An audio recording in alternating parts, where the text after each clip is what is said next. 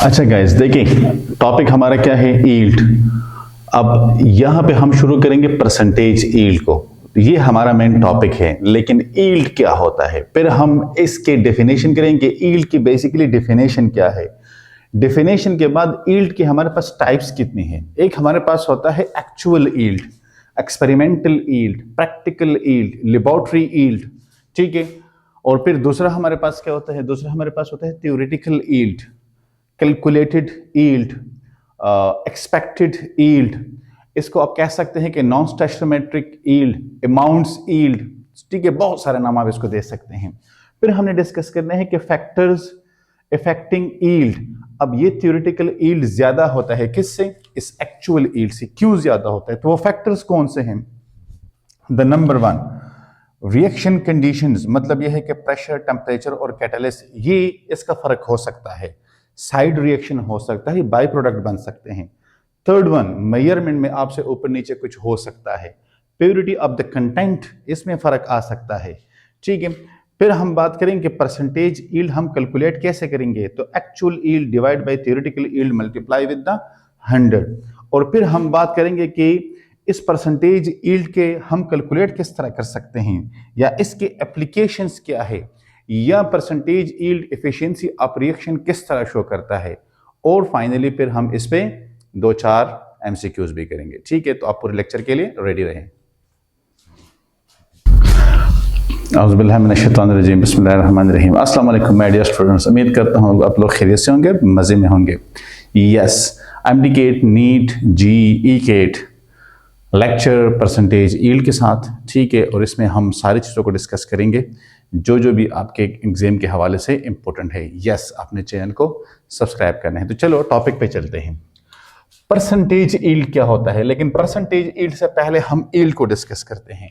Basically yield हमारे पास है कि आपके पास जो सब्सटेंस, आप जब दो रिएक्टेंट्स लेते हैं, उन दोनों रिएक्टेंट्स में जब आप उनको कंबाइन करते हैं और आपके पास जो प्रोडक्ट बनता है, उस प्रोडक्ट का अमाउंट कितना है, उसको हम ईल्ड कहते हैं। तो यहां पे हम लिख सकते हैं कि द क्वांटिटी, या हम कह सकते हैं कि the amount of product formed from a chemical reaction, from a chemical reaction. जो कोई भी केमिकल रिएक्शन आप कर रहे हैं और वहां पे आपके पास जो प्रोडक्ट आपका बनता है, उसको हम कहते हैं ईल्ड। क्या कहते हैं, ईल्ड। अब ईल्ड के हमारे पास फिर टाइप्स होते हैं। ईल्ड के हमारे पास दो मेजर टाइप्स है। तो अगर हम इसके टाइप्स पे बात करें तो ये आ गया ईल्ड। यहां पे हम कह देंगे कि हमारे पास इसके टाइप्स क्या है। तो टाइप्स में सबसे पहले हमारे पास आता है क्या, यस, एक्चुअल ईल्ड। क्या है, एक्चुअल ईल्ड। और दूसरा हमारे पास आता है थ्योरेटिकल ईल्ड। क्या आता है, थ्योरेटिकल ईल्ड। अब एक्चुअल ईल्ड और थ्योरेटिकल ईल्ड, तो एक्चुअल ईल्ड को हम थोड़ा सा इलाबोरेट कर लेते हैं। एक्चुअल ईल्ड, या हम कह सकते हैं कि एक्सपेरिमेंटल ईल्ड। क्या है, एक्सपेरिमेंटल ईल्ड। अब आपको शायद थोड़ा सा अंदाजा हो, अगर अभी भी नहीं समझ आ रहा तो अगर मैं कहूं कि लेबोरेटरी ईल्ड, लेबोरेटरी ईल्ड, या मैं कहूं कि प्रैक्टिकल ईल्ड, मैं क्या कहूं, प्रैक्टिकल ईल्ड। और थ्योरेटिकल ईल्ड हमारे पास क्या होगा, तो थ्योरेटिकल ईल्ड हमारे पास आएगा थ्योरेटिकल ईल्ड, या हम कहेंगे कि कैलकुलेटेड ईल्ड। क्या है, कैलकुलेटेड ईल्ड।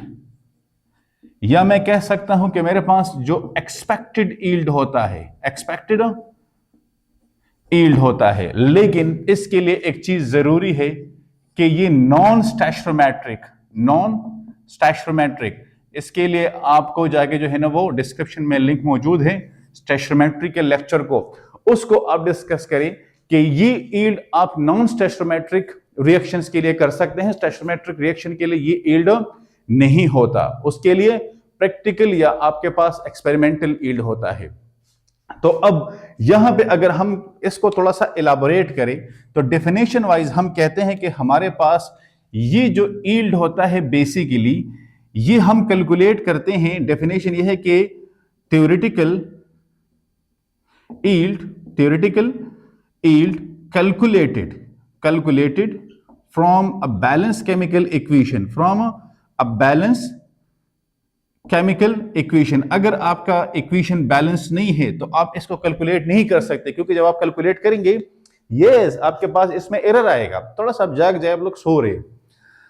जब भी आप थ्योरेटिकल यील्ड, एक्सपेक्टेड यील्ड, इसको जब आप कैलकुलेट करेंगे, इसको जब आप मेजर करेंगे, इसके जब आप अमाउंट्स निकालेंगे, तो वहां पे क्या होगा, ये आप बैलेंस केमिकल इक्वेशन से लेंगे। अगर आप इक्वेशन को बैलेंस नहीं करते तो बहुत ज्यादा चांसेस है कि आपका जिस पर्पस के लिए आप इसको कर रहे हो आपको वो रिक्वायर्ड रिजल्ट्स ना मिले। सो हम कहते हैं कि the theoretical yield, the yield which is obtained from the balance chemical equation. अब ये बैलेंस केमिकल इक्वेशन से मतलब किस तरह हम हासिल कर सकते हैं। हम सपोज करते हैं कि हमारे पास एक रिएक्शन है कि A plus B it gives us C+D। ये एक रिएक्शन हो रहा है। अब इस रिएक्शन में आपको सपोज देते हैं कि 5 ग्राम इसका है और 10 ग्राम इसका है, ये कंबाइन हुए हैं, इसका कितने ग्राम जो है ना वो बना है, या इसका 1 मोल है, इसका 1 मोल है, वो कितना बना है, टाइम t0 पे कितना बना है और टाइम t पे कितना बना है। ये सारी कैलकुलेशन करते हैं और इससे फिर एंड में आप यील्ड निकालेंगे। डोंट वरी, जब मैं एंड में इसके एग्जांपल करवाऊंगा तो आपको और भी ज्यादा क्लियर हो जाएगा। बस आप डेफिनेशन याद करें कि यील्ड हम कहते हैं कि जब हमारे पास हम अमाउंट कैलकुलेट करते हैं प्रोडक्ट का, ठीक है, जो बन जाता है, लेकिन वो बैलेंस केमिकल इक्वेशन से जब हम करते हैं इसको हम कहते हैं थ्योरेटिकल यील्ड। तो theoretical yield calculated from a balance chemical equation. अब ये बैलेंस केमिकल इक्वेशन से हम क्या कैलकुलेट करते हैं, इससे हम कैलकुलेट करते हैं the amount of product formed. ठीक है, कि जो अमाउंट ऑफ प्रोडक्ट बनता है वो हम बैलेंस केमिकल इक्वेशन से हासिल कर लेते हैं, कैलकुलेशन कर लेते हैं, पेपर वर्क है इन अ सिंपल वर्ड्स। और हम इसको यहां पे क्या कहेंगे कि the amount of product obtained from experiment. मतलब यह है कि इसके ऊपर लेबोरेटरी में काम हुआ होता है, सपोज मैं आपसे कहता हूं कि मेरे पास, हम क्या एग्जांपल ले सकते हैं, सपोज ये मार्कर हम इसको ले लेते हैं। मैं कहता हूं कि भाई ये प्लाने कंपनी का है, इसके ऊपर लिखा हुआ है कि इसमें ये कंपोजिशन है इतने इतने अमाउंट्स के साथ, मतलब ये इंग्रेडिएंट्स शामिल है, लेकिन इसके अमाउंट्स इतने इतने हैं, और ये कहां से लिया गया है, इसके ऊपर जब इसके बनाने में एक्सपेरिमेंटल वर्क किया गया है तो वहां पे जो डेटा आया है वही इसके ऊपर लिखा हुआ है। लेकिन दूसरी तरफ मैं आपसे कहता हूं कि ये दूसरा मेरे पास मार्कर है, इस पे किसी कंपनी का नाम नहीं लिखा हुआ, जो इंग्रेडिएंट्स है वो नहीं मेंशन। ठीक है, आप इसको कैलकुलेट करें, तो आप इसको कैलकुलेट करेंगे, आप इसके ऊपर एक्सपेरिमेंट करेंगे और आप सारी इंफॉर्मेशन लेंगे, फिर उसको जो है ना आप पेपर में लिखोगे। लेकिन यहां पे आपको ऑलरेडी सारा कुछ गिवन है। अब ये गिवन कहां से है, ये एक्सपेरिमेंट से गिवन है। यहां पे आपके पास कुछ भी गिवन नहीं है, यहां पे आपने इसके ऊपर एक्सपेरिमेंट करना है। ठीक है, अगर आप एक्सपेरिमेंट नहीं करते सपोज, और आपसे कहते हैं कि भाई इसमें ये इतना मौजूद है, ये इतना मौजूद है, तो प्रोडक्ट कितना होगा, तो वहां से फिर आप कैलकुलेशन करके उनको प्रोडक्ट बनाएंगे। लेकिन इसके लिए आपने कोई एक्सपेरिमेंट नहीं किया, जस्ट थ्योरेटिकल वर्क किया है। यहां पे आपके पास ये जो चीजें आए हैं ये प्रॉपर एक्सपेरिमेंट से आए हैं। ठीक है, और अगर आप इसके लिए भी एक्सपेरिमेंट करते हैं तो फिर जो डेटा आपके पास आएगा वो क्या होगा, यस, वो आपका एक्सपेरिमेंटल डेटा होगा, थ्योरेटिकल नहीं होगा। तो आगे जब हम एग्जांपल करेंगे कि सपोज आपसे कहते हैं कि भाई आपने 10 ग्राम जो है ना वो कैल्शियम ऑक्साइड लिया है, ठीक है, और इसने कैल्शियम क्लोराइड जो है ना वो 15 ग्राम प्रोड्यूस किया हुआ है। ठीक है, अब आपसे कहते हैं कि भाई मैं 5 ग्राम जो है ना वो ये कैल्शियम ऑक्साइड लेता हूं, मेरे पास कैल्शियम क्लोराइड कितना बनेगा, या आपसे कहते हैं कि भाई मैंने 10 ग्राम जो है ना वो कैल्शियम ऑक्साइड को लिया है और मेरे पास जो प्रोडक्ट आया है वो कितना आया है, यस, वो जो है ना 5 gram of the calcium chloride है। लेकिन आप मुझे परसेंटेज यील्ड कैलकुलेट करके बताएं। अब परसेंटेज यील्ड के लिए आपने थ्योरेटिकल यील्ड, क्योंकि एक्सपेरिमेंटल तो उन्होंने आपको दे दिया, एक्चुअल तो उन्होंने आपको दे दिया, लेकिन अब आपको क्या चाहिए, यस, थ्योरेटिकल यील्ड चाहिए, तो फिर वो आप बैलेंस केमिकल इक्वेशन से कैलकुलेट करेंगे। ठीक है, तो ये दोनों यील्ड्स में हमारे पास फर्क आ रहा है। अब यहां पे हम एक बात कर लेते हैं कि the calculated yield always greater than experimental yield। अब हमेशा हमारे पास जो कैलकुलेटेड yield होता है वो एक्सपेरिमेंटल yield से ज्यादा होता है। तो कैलकुलेटेड yield एक्सपेरिमेंटल yield से ज्यादा क्यों होता है? सपोज हम कहते हैं कि मेरे पास मतलब यह है कि हम कोई केमिकल रिएक्शन कर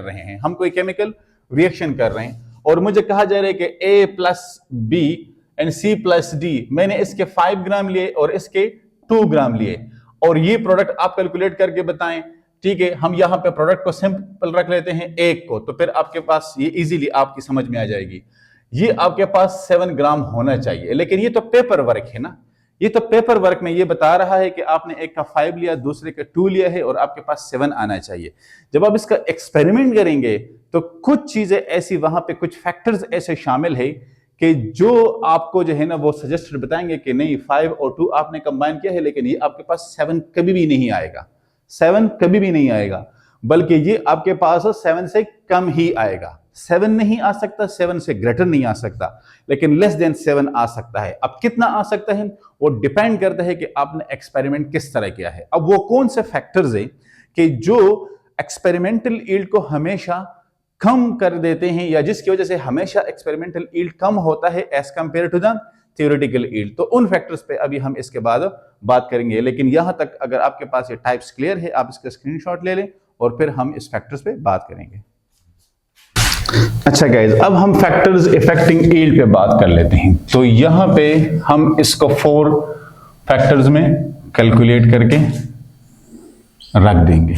ठीक है, कि वो कौन सा फैक्टर्स है कि जिसकी वजह से ये एक्चुअल यील्ड थ्योरेटिकल यील्ड से कम आता है। So the number 1 factor that is reaction conditions. Reactions, अब रिएक्शन कंडीशंस का क्या मतलब हुआ? आप सपोज रिएक्शन करते हो, ठीक है, एक रिएक्शन आपने रूम में किया है, रूम टेम्परेचर पे, सपोज आपके पास 25 डिग्री सेंटीग्रेड है। एक रिएक्शन आपने सपोज जो है ना वो लेब में किया है, लेब में आपने टेम्परेचर को कंट्रोल किया है, वन वे और अनदर आपने कंडीशंस अप्लाई किए हैं, और सपोज वो रिएक्शन आप 27 28 पे कर लेते हैं या 20 डिग्री सेंटीग्रेड पे कर लेते हैं, एक आप ओपन एटमॉस्फेयर में कर लेते हैं। अब आपके पास जब टेम्परेचर वेरी करेगा, जो कि प्लेस टू प्लेस वेरी करता है, डेफिनेटली आपके इस रिएक्शन के ऊपर टेम्परेचर का असर पड़ेगा। किस तरह? अब फॉर एग्जांपल मेरे पास ये जो है ना वो बेकर है, अब मैं डिफरेंट टेम्परेचर्स पे ले रहा हूं, मतलब ये कि टी मेरे पास 10 डिग्री सेंटीग्रेड है, मेरे पास 15 डिग्री सेंटीग्रेड है, मेरे पास 20 डिग्री सेंटीग्रेड है। तो ऐसे इंग्रेडिएंट्स जो टेम्परेचर डिपेंडेंट होते हैं, जो टेम्परेचर चेंज करने के साथ जो है ना वो चेंज हो जाते हैं, उसकी वैल्यूज चेंज हो जाती है, वो हमारे पास क्या होंगी?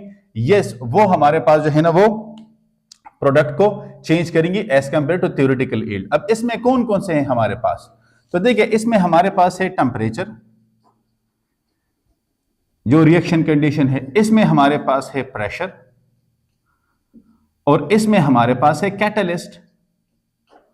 ठीक है, अब यहां पे जिस तरह मैंने टेम्परेचर की बात की, आप सपोज सी लेवल पे एक्सपेरिमेंट करते हो, 1 एटमॉस्फेरिक प्रेशर पे आप कम कर रहे हो, लेकिन जैसे ही आपने जो है ना वो एल्टीट्यूड लिया है तो आपके पास टेम्परेचर चेंज हुआ, सपोज आपके पास प्रेशर चेंज हुआ है। ठीक है, जितना आप ऊपर जाओगे आपके पास प्रेशर कम हुआ।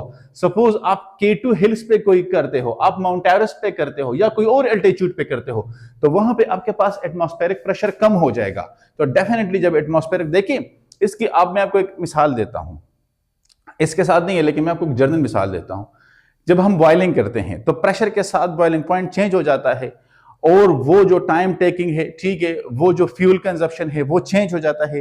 तो एक प्रेशर के साथ बहुत सारी चीजें चेंज हो जाती है। इस तरह जो आपका जो है ना रिएक्शन, केमिकल रिएक्शन जब आप करते हैं तो प्रेशर के साथ आपकी जो वैल्यूज है वो चेंज हो सकती है। और फिर आपके पास कैटलिस्ट है। कैटलिस्ट ऑल्दो केमिकली इन्वॉल्व नहीं होता, लेकिन फिर भी ये रिएक्शन को जो है ना वो स्पीड अप करता है, और डिपेंड करता है कि आपके पास जो कैटलिस्ट है वो पॉजिटिव कैटलिस्ट है या नेगेटिव कैटलिस्ट है, क्योंकि पॉजिटिव और नेगेटिव कैटलिस्ट का रोल बहुत ज्यादा अहम होता है। ठीक है, अच्छा, सेकंड फैक्टर्स क्या हो सकता है? सेकंड फैक्टर हो सकता है कि आप जो स्केल्स लेते हो, आप जो मेजरमेंट करते हो, उसमें तो कोई चेंजेस नहीं है, ठीक है, मेजरमेंट आपने कैलकुलेशन में कोई चेंजेस तो नहीं किए, आपने फॉर्मूला तो नहीं किया कि एक चीज को आपने सपोज लिक्विड के यूनिट्स में लिया है, दूसरे को आपने सॉलिड के यूनिट्स में लिया है, तो इस तरह तो कोई गलती नहीं हुई, या आपने जो है ना वो फ्रैक्शंस को राउंड अप तो नहीं करके बताया, तो वो भी आपका फर्क आ सकता है।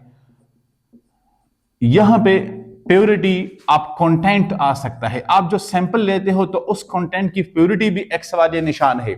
सपोज मैं रिएक्शन करता हूं, मैंने कहा कि भाई मैंने इसका जो है ना वो कैल्शियम ऑक्साइड का 5 ग्राम लिया और HCl का 2 ग्राम लिया, मेरे पास CaCl2 जो है ना वो 7 ग्राम बना है। आप कहते हैं भाई इतना तो नहीं बन सकता, मैं कहता हूं हो सकता है मेरा कैल्शियम ऑक्साइड का जो मैंने सैंपल लिया हुआ है वो फार मोर बेटर हो, ठीक है, उसके मेजरमेंट भी सही है, उसके जो है ना वो प्योरिटी भी सही है, इसलिए मेरा रिएक्शन जो है ना क्वालिटेटिव और क्वांटिटेटिव दोनों सही आया।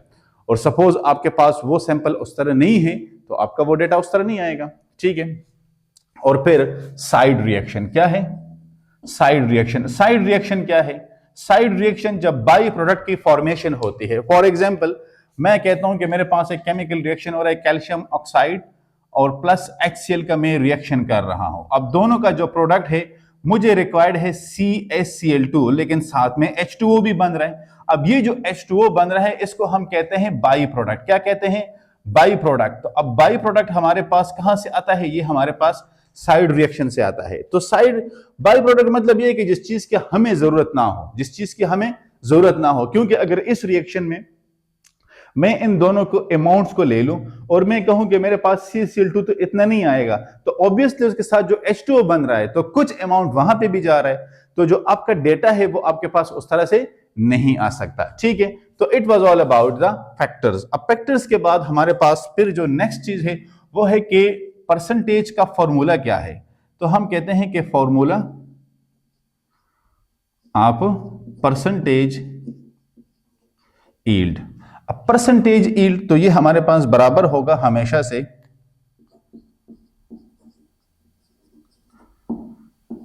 Actual yield divided by theoretical yield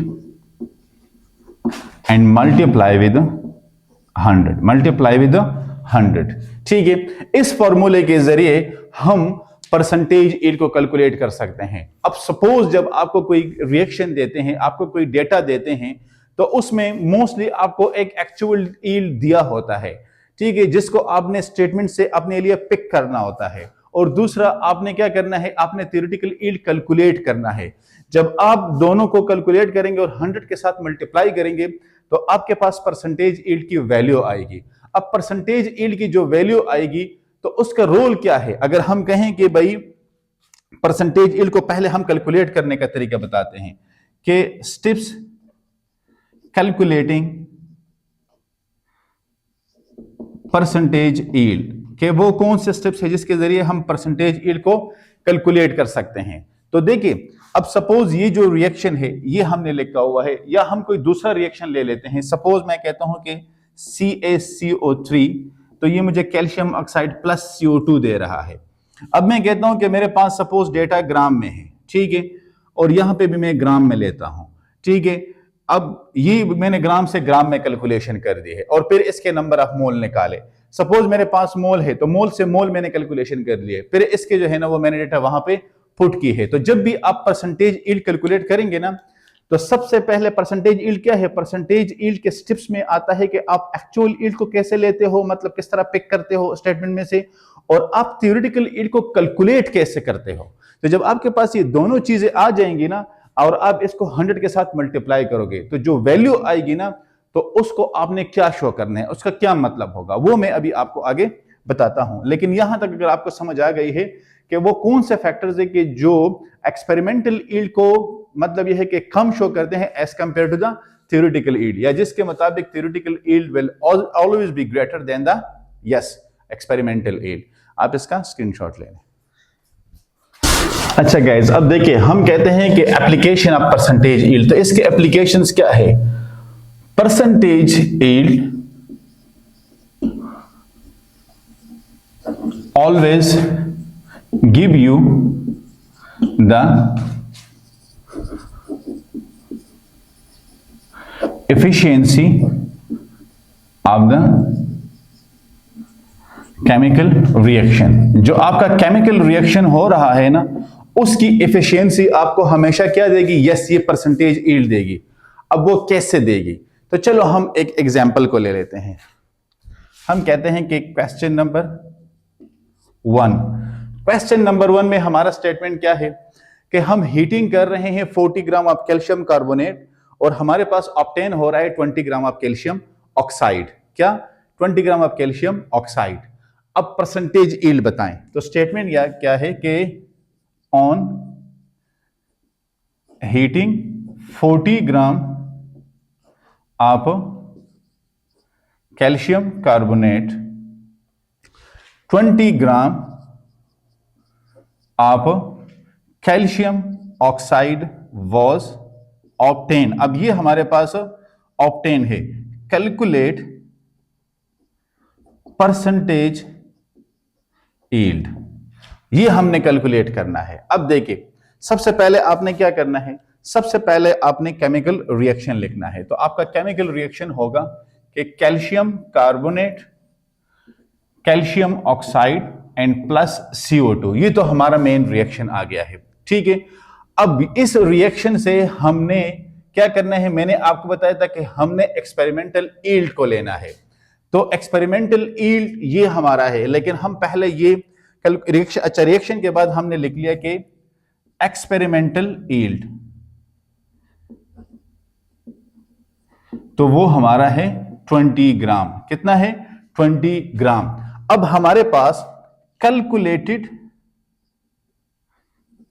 yield कितना है? कैलकुलेटेड यील्ड कितना है? अब इसके लिए हमने क्या करना है? इसके लिए हम दोबारा इस रिएक्शन को लिख लेंगे कि calcium carbonate it give us calcium oxide plus CO2। अब हम यहां पे कहते हैं कि इसका 1 मोल हमारे पास है, इसका भी 1 मोल है और इसका भी 1 मोल है। ये सारा कुछ है टाइम t0 पे। फिर यहां पे हम ले लेते हैं कि इसके हम मोलर मास निकाल लेते हैं। तो कैल्शियम मेरे ख्याल में ये 40 ग्राम है, प्लस 12 एंड प्लस 48, तो ये कितना? अच्छा, ये 100 ग्राम। अब कैल्शियम कार्बोनेट हमें कितना देता है? तो 40 और 16, 56 ग्राम आप कैल्शियम ऑक्साइड। अब हमें गिवन कितना है? तो हमें कहते हैं कि 40 ग्राम आपको कितना देगा? तो 40 ग्राम ये हमें कितना देगा? तो लिहाजा यहां पे हम लिख लेते हैं कि if 100 gram of calcium carbonate produces कितना? 56 ग्राम ऑफ कैल्शियम ऑक्साइड। सो 40 ग्राम ये कितना प्रोड्यूस करेगा? तो ये हमारे पास ये क्वेश्चन मार्क किया मैंने। अब यहां से मैं सीधा यहां पे आया, तो यहां पे मैं लिख लूंगा, इसका क्रॉस मल्टीप्लीकेशन कर ले कि 40 मल्टीप्लाई विथ 56 डिवाइडेड बाई 100। तो इससे क्या आता है कि 40, देखिए आगे समझना आपको कि कैल्शियम कार्बोनेट से ये कितना प्रोड्यूस होता है, कैल्शियम कार्बोनेट से ये कितना प्रोड्यूस होता है। तो मैंने कहा कि 100 ग्राम इसके 56 ग्राम को प्रोड्यूस कर रहा है, लेकिन हमें दिया गया है कि 40 ग्राम हमारे पास मौजूद है। तो 40 से ये कितना प्रोड्यूस होगा? तो आप इसे क्रॉस मल्टीप्लीकेशन करके, तो इससे आपके पास आ जाएगा 22.4 ग्राम आप कैल्शियम ऑक्साइड। ठीक है, अब आप यील्ड को कैलकुलेट कर सकते हो, क्योंकि ये आपके पास क्या आ गया है? ये आपका आ गया है थ्योरेटिकल यील्ड। क्या आ गया है? Theoretical yield. तो अब आप यहां पे आके फॉर्मूला कर लें। ठीक है, यहां पे आके आप, या हम इसको यहीं पे कर लेते हैं, ठीक है, कि परसेंटेज यील्ड हमारे पास actual divide by theoretical multiply with 100। तो इससे क्या आता है? अब देखिए, एक्चुअल यील्ड हमारे पास कितना था? एक्चुअल यील्ड था हमारे पास 20 ग्राम। थ्योरेटिकल कितना है? 22.4 ग्राम मल्टीप्लाई विद 100। तो इससे आपके पास वैल्यू क्या आएगी? हाँ, इससे आपके पास वैल्यू आएगी, यस मल्टीप्लाई करें, 89.2%। 89.2%। ये जो 89.2% है, ये आपका परसेंटेज यील्ड है। क्या है? परसेंटेज यील्ड है। तो मैं कहता हूं कि एप्लीकेशन ऑफ यील्ड हमें क्या बताता है? एप्लीकेशन ऑफ यील्ड हमें बताता है efficiency of the chemical reaction. क्या कि ये जो मेरे पास रिएक्शन हो रहा है ये ऑलमोस्ट 90% एक्यूरेट रिएक्शन है, 90% एक्यूरेट रिएक्शन है। तो मेरे कहने का मतलब यह है कि मेरे पास एक केमिकल रिएक्शन था जिसमें एक्चुअल यील्ड मैंने स्टेटमेंट से लिया, थ्योरेटिकल यील्ड मैंने कैलकुलेट किया। ठीक है, जब एक्चुअल यील्ड को थ्योरेटिकल यील्ड पे डिवाइड किया तो मेरे पास वैल्यू आई। चूंकि मैं परसेंटेज कैलकुलेशन कर रहा हूं तो ये मेरे पास 89.2% है, जो कि इसका मतलब ये है कि ये जो केमिकल रिएक्शन हो रहा है इसकी जो एक्यूरेसी की वैल्यू है वो ये वाली है। तो ये बेसिकली परसेंटेज यील्ड है। अब हम एक और एग्जांपल कर लेते हैं कि जिसमें हम परसेंटेज यील्ड हमें गिवन होगा और हमें ऑप्शन एमसीक्यूज आपका होगा कि इसमें सही ऑप्शन कौन सा है, लेकिन उसके लिए भी हम एक कैलकुलेशन कर लेते हैं। आप इसका स्क्रीनशॉट ले लें। अच्छा गाइज, अब आपने क्या करना है, अब आप इस स्टेटमेंट को देखें कि if 1.12 gram of calcium oxide react with excess of HCl in 1.776 gram of CaCl2 is formed, calculate the percentage yield या pick the percentage yield from the following option. तो अब आपने सबसे पहले क्या करना है, यस आपने सबसे पहले रिएक्शन लिखना है। क्या लिखना है? सबसे पहले आपने रिएक्शन लिखना है कि calcium oxide plus HCl it give us what, CaCl2 and H2O। आप इस रिएक्शन को देखें तो ये आपके पास बैलेंस नहीं है, वहां पे 2 हाइड्रोजन और 2 क्लोरीन है, यहां पे 1 हाइड्रोजन और 1 क्लोरीन है। तो अगर मैं इसको ये कर लूं तो ये रिएक्शन मेरे पास क्या हो जाएगा, बैलेंस हो जाएगा। अब इस रिएक्शन में सबसे पहले हमने लिखना है कि हमारे पास जो एक्सपेरिमेंटल यील्ड है वो किधर है, तो वो आपको ऑलरेडी गिवन है in the form of 1.776 gram of calcium oxide. तो हमने कैलकुलेट क्या करना है, हमने कैलकुलेट करना है कि परसेंटेज यील्ड क्या है, और उसके लिए हमें रिक्वायर्ड है कैलकुलेटेड यील्ड की। क्या है? कैलकुलेटेड यील्ड या थ्योरेटिकल यील्ड की। तो हम कहते हैं कि हमारे पास जो रिएक्शन हो रहा है अकॉर्डिंग टू दिस रिएक्शन के CaO plus 2HCl CaCl2 plus H2O। अब हम कहते हैं कि हमारे पास 1 मोल, इसका 1 मोल, वो चलो वो चीजें तो आपको आ गई है, लेकिन यहां पे मैं कहता हूं कि इसके 56 ग्राम, इसके कितने हैं, तो ये 40 है और ये 71 है, तो 111 ग्राम। ठीक है, तो फिर इसके हमारे पास 1.12 ग्राम इसके कितने प्रोड्यूस करेगा। तो लिहाजा मैं यहां पे कहता हूं कि F 56 ग्राम ये प्रोड्यूस कर रहा है, क्या कैल्शियम ऑक्साइड प्रोड्यूस कर रहा है कितना, 11 ग्राम आप व्हाट, आप CaCl2। तो मेरे पास 1.12 ग्राम ये कितना प्रोड्यूस करेगा। तो इसके लिए मेरे पास बड़ा सिंपल जो है ना वो है कि ये इसके मैं क्रॉस मल्टीप्लिकेशन कर लूं तो ये मेरे पास आ जाए कि 1.12 मल्टीप्लाई विद 111 डिवाइडेड बाई 56। अब इससे मेरे पास वैल्यू क्या आएगी, इससे मेरे पास वैल्यू आती है, हाँ कैलकुलेट कर ले, 1.12, हाँ कितना आता है, 2.22 ग्राम, 2.22 ग्राम आप CaCl2 ये आ गया। अब ये हमारे पास क्या है, ये हमारा थ्योरेटिकल यील्ड आ गया। देखिए सिंपल है, हमारे पास इसका जो 1 मोल है वो उसका 1 मोल प्रोड्यूस कर रहा है, इसके 56 ग्राम इसका मोलर मास है, इसके 111 ग्राम प्रोड्यूस कर रहा है, तो 1.12 ग्राम कितना प्रोड्यूस करेगा, क्रॉस मल्टीप्लिकेशन कर ले, आपके पास ये वैल्यू आ जाएगी। लिहाजा ये आपका कैलकुलेटेड या आपका जो है ना वो थ्योरेटिकल यील्ड है। तो फिर यहां पे हम आते हैं अपने परसेंटेज यील्ड के फॉर्मूले की तरफ कि परसेंटेज यील्ड बराबर है actual yield divided by theoretical yield and multiply with 100। तो जब हम इन दोनों को मल्टीप्लाई करेंगे तो देखिए हमारे पास यहां पे 80 का ऑप्शन हमने मिटा दिया, याद रख ले।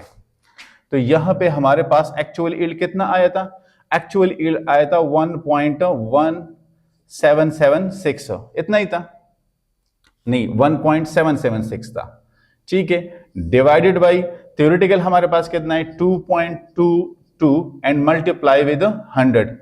इससे कितना आता है, कैलकुलेट करके बताएं। इससे आता है 80%। कितना? 80%। तो ये आपका जो परसेंटेज यील्ड है वो 80%। तो जो हमने यहां पे मिटाया था ऑप्शन ए 80%, वही हमारा सही ऑप्शन था। तो इस तरह आप किसी भी केमिकल रिएक्शन के लिए अगर स्टेटमेंट में एक्चुअल यील्ड मौजूद है तो थ्योरेटिकल यील्ड को आप वहां से निकाल सकते हैं, लेकिन आपने रिएक्शन को बैलेंस करना होता है। अगर आपके पास रिएक्शन बैलेंस नहीं है तो फिर आपके कैलकुलेशन में फर्क आ सकता है। चलो यहां पे तो हमने रिएक्शन बैलेंस ना भी करते तो इन दोनों की हमें जरूरत नहीं थी, लेकिन हो सकता है कि आपके पास वो इंग्रेडिएंट्स जिसके आपको डेटा गिवन है, जिसकी आपने कैलकुलेशन करनी है और उसके नंबर ऑफ मोल में, नंबर ऑफ एटम में डिफरेंस आ रहा है।